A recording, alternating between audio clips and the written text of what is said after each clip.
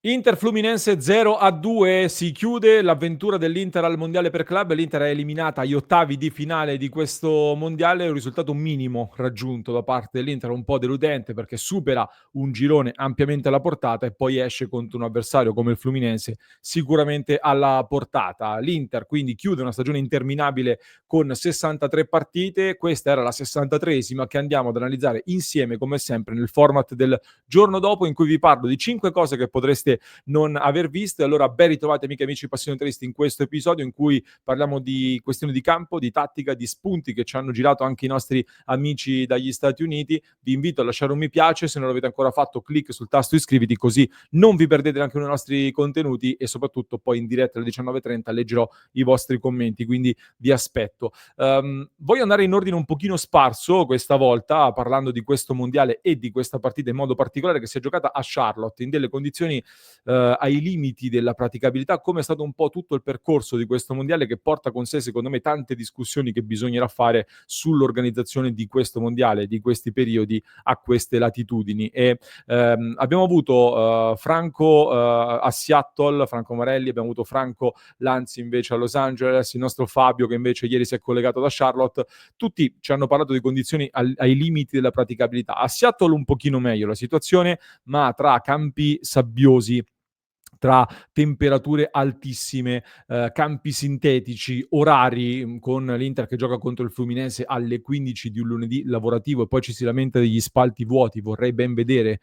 chi in orario lavorativo di un lunedì va a vedere Inter Fluminense, se non appunto gli appassionati, che però per un viaggio così costoso per chi arriva dall'Europa non possono essere tantissimi inevitabilmente. Allora,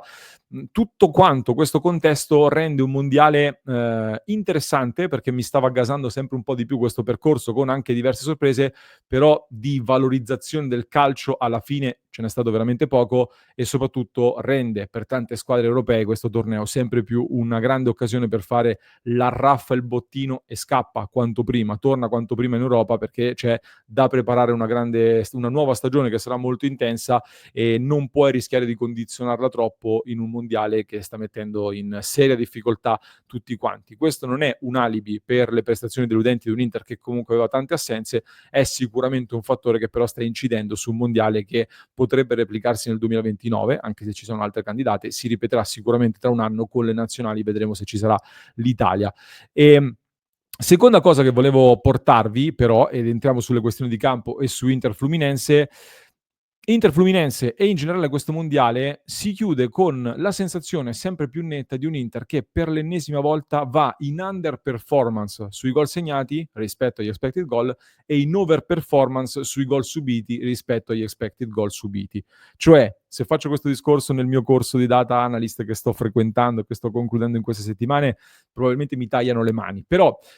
l'Inter sta segnando meno di quel che dovrebbe segnare, ancora una volta, e subisce più di quel che dovrebbe segnare, ancora una volta. E lo vediamo sia nel discorso di expected goal, sia nell'andamento della partita, difficoltà evidenti quando l'Inter va sotto e poi deve affrontare squadre chiuse. È un tema che si ripropone e che rimane e che ci siamo portati dietro anche nel percorso di questo mondiale, che ci porta poi ad un altro discorso, si collega al terzo spunto che volevo portarvi, perché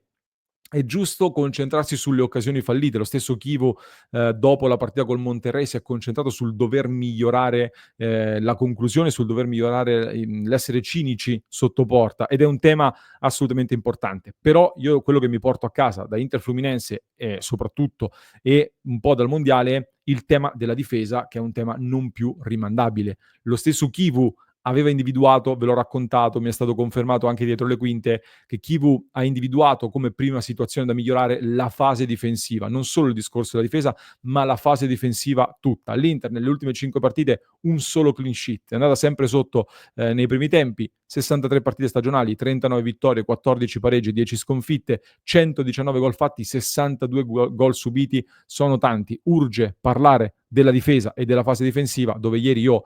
tra le varie disattenzioni, i vari errori e le cose da matita rossa che abbiamo visto, il gol che è stato annullato al Fluminense con 3 giocatori che si fanno le torri a vicenda con i colpi di testa in area di rigore, per me è una cosa imbarazzante. Vedere 3 giocatori che palleggiano di testa tra loro in area di rigore per 3 volte, per me è un qualcosa di incomprensibile per la difesa che dovrebbe avere l'Inter, per la fase difensiva che dovrebbe avere l'Inter. Quindi, okay parlare delle troppe occasioni fallite, bisogna ripartire da una maggiore solidità difensiva e bisogna parlarne anche in ottica di mercato, su cui poi torneremo. Quarto spunto che volevo portarvi è relativo a Lautaro Martinez, che in questo momento è chiacchieratissimo. Sul tema delle sue dichiarazioni, sullo scontro con Çalhanoğlu, ho già pubblicato un contenuto che trovate sul nostro canale, vi invito a recuperarlo e sono curioso di leggere anche le vostre opinioni per sapere come la pensate. Lautaro chiude questo mondiale come il giocatore che dopo gli ottavi di finale è quello che ha colpito di più il palo in questo mondiale, quello che è andato una volta un traverso, una volta un palo, anche in questa occasione ci è andato vicinissimo al gol che poteva riaprire la partita e questa qualificazione, 2 gol segnati, diverse occasioni avute, anche un paio di gol mangiati, niente male, però il discorso è che è sembrato davvero l'ultimo a voler mollare, è sembrato veramente l'ultimo a scendere dal carro, ci ha provato fino all'ultimo minuto, il migliore, penso di poter dire, dei veterani e forse in generale il migliore interista al mondiale per quello che si è visto, in un Inter che nel primo tempo soprattutto a me dava l'impressione di una squadra che non vedesse l'ora di chiudere i discorsi e andare in vacanza e voltare pagina e ripartire. Lautaro ci ha provato fino all'ultimo, anche da qui probabilmente nasce poi quello sfogo nervoso a fine partita. Tutti adesso si stanno concentrando su Çalhanoğlu, è evidente che però Lautaro ce l'avesse anche con altri giocatori, chissà che magari non ce l'avesse anche con Thuram. Io mi sono appuntato tra le varie cose che forse non avete visto, se avete modo di recuperare la partita andate al minuto 42, mi sembra 42:30, 42:50, giù di lì. C'è un'azione in cui l'Inter prova a ripartire e di solito Lautaro Thuram in quella combinazione che vengono incontro, lavorano insieme, riescono a dialogare e aprirsi lo spazio per andare in campo aperto e creare grosse difficoltà, soprattutto una difesa molto esperta, diciamo così, del Fluminense e invece non si capiscono, lo scambio non funziona,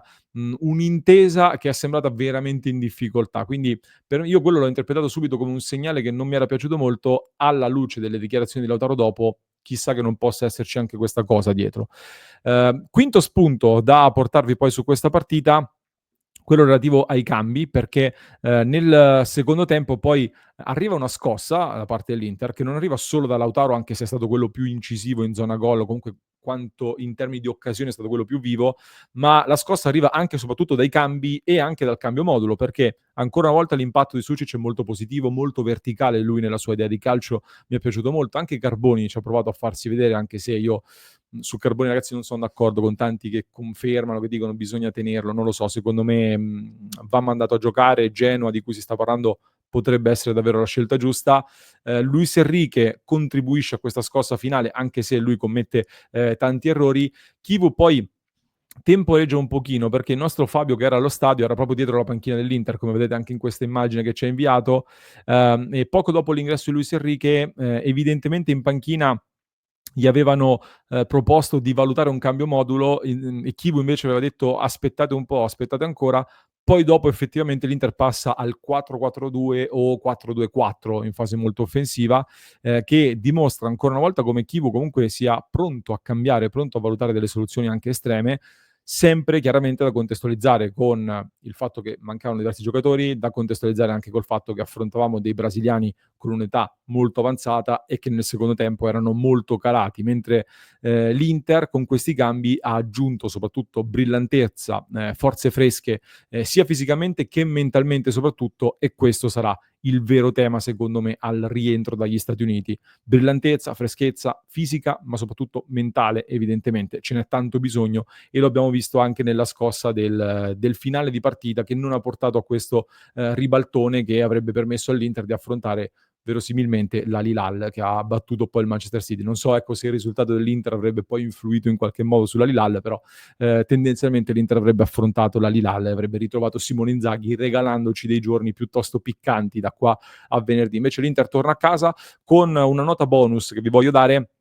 dal punto di vista del regolamento. Bastoni e Aslani sono stati ammoniti, erano diffidati e quindi saranno squalificati, ufficialmente saranno squalificati. Che cosa succede adesso a livello di squalifica? Da quello che ho letto nel regolamento, se non ho capito male, tutto viene azzerato dopo la finale, quindi Bastoni e Aslani sono squalificati, ma non salteranno nessun'altra partita, né in campionato, né tantomeno in Champions, né in un'eventuale prossima competizione FIFA come il Mondiale 2026 per nazionali o il Mondiale per club 2029 se ci saremo. Quindi finisce così, si chiude così e via così. A meno che non siano state poi non arrivino, che ne so, squalifiche per casi gravi e ti squalificano per 6 mesi, allora lì è un discorso. Qua essendo invece una squalifica di un turno, questo turno non si squalifica, non si